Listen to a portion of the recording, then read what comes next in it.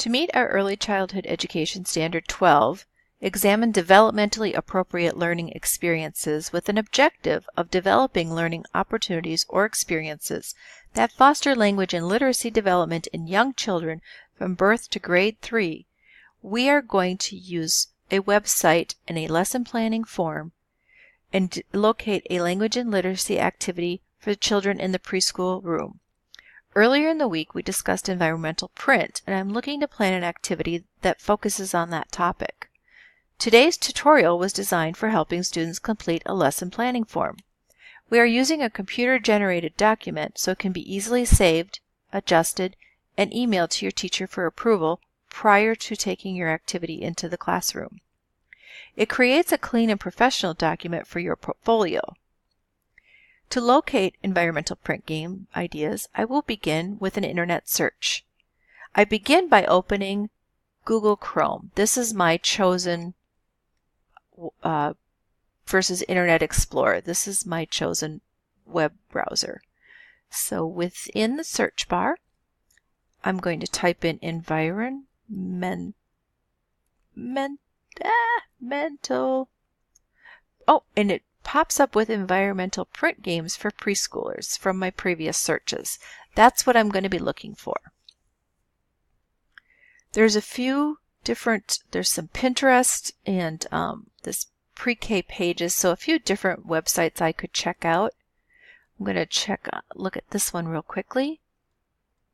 It has some 5 free printables and has some activity ideas, including a class book and a print bingo, and creating traffic signs for your block area. That's a nice idea too.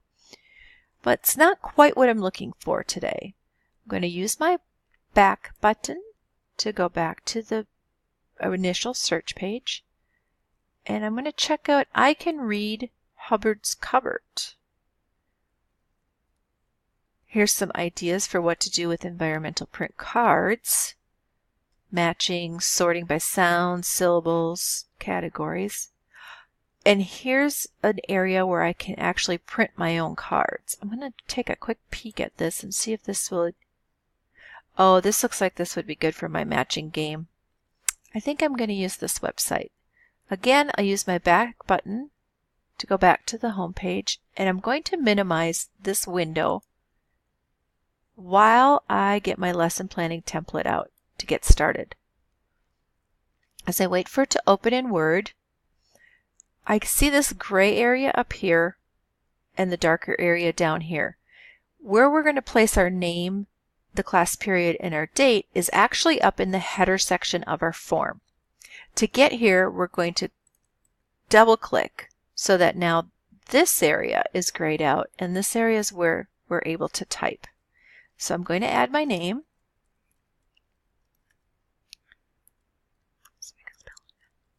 I'm going to add, this is 3rd period class, and today's date. The reason I choose to do this in the header is that if for some reason this document, as you're typing in your information, goes on to a second page, your header is going to print automatically on your second page, which means your name is on both pages. So if for some reason the pages get separated, we'll still be able to find out who belongs to who by matching up names. When I'm finished with that, I'm going to come up here and close the header and footer. And now it's time for me to fill out my form. It's a fairly easy form to fill out. These are check boxes. I know that the age group that we've chosen is the preschoolers. So I'm just going to stick my cursor right on top of there and click, and it puts a check mark in the box automatically for me. Again, down in here where we want going to do language and literacy, same process. Cursor, click. The activity I want to do with the kiddos is an environmental print matching game.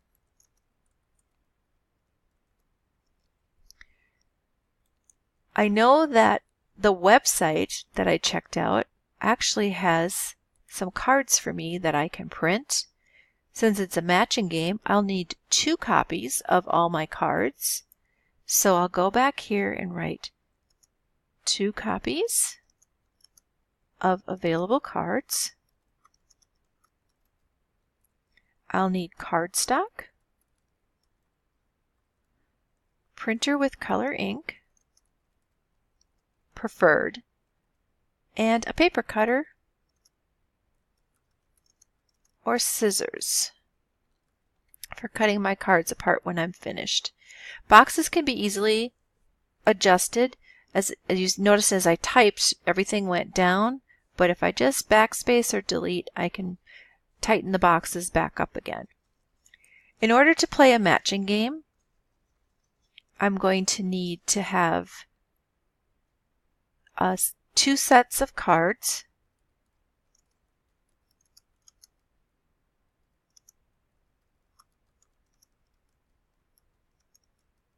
Cut apart.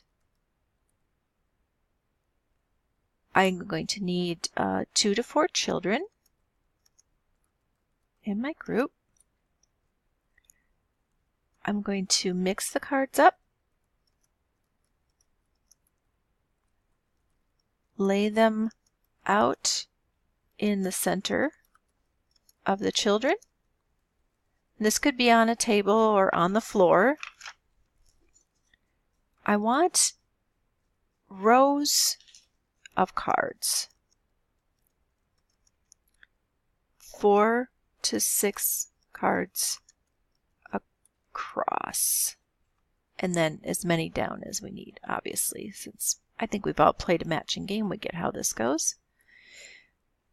Starting on my left,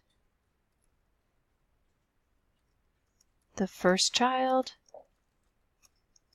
turns over 2 cards, looking for a match.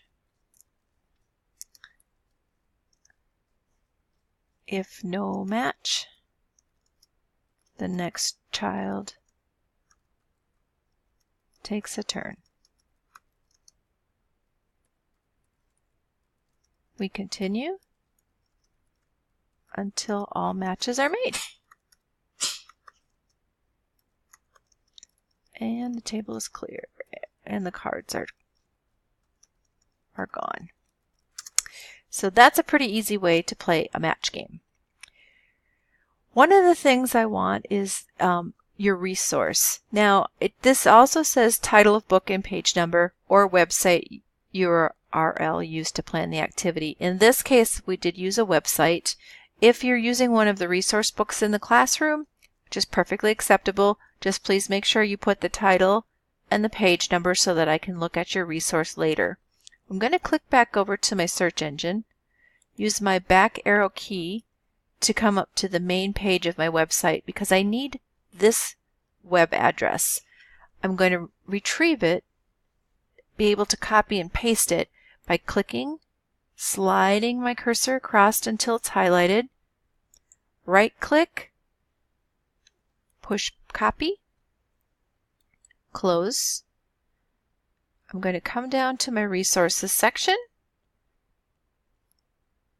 put my cursor in the box, right click again, paste.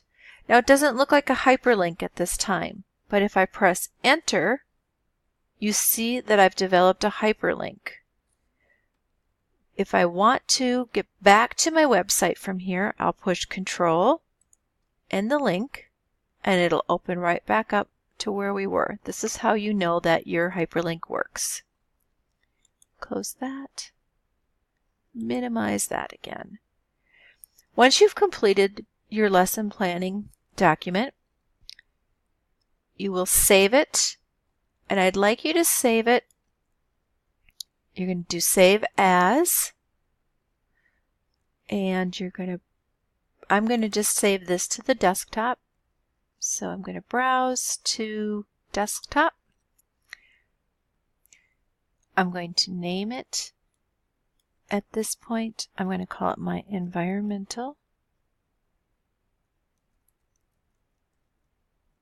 print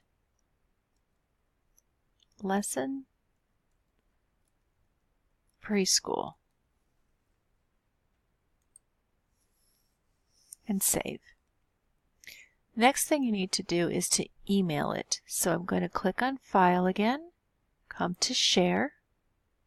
I'm going to email it as an attachment. I can send it as a PDF or as a Word document. I prefer to send it as a Word document. I'm going to wait for my email program to open, in which case I will add in the teacher's email address.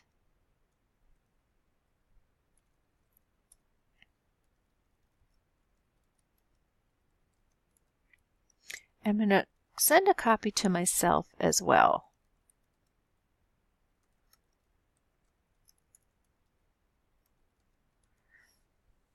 And click Send. Obviously, I don't need to send it to myself. Save no changes. No. And that's how we're going to complete a lesson plan.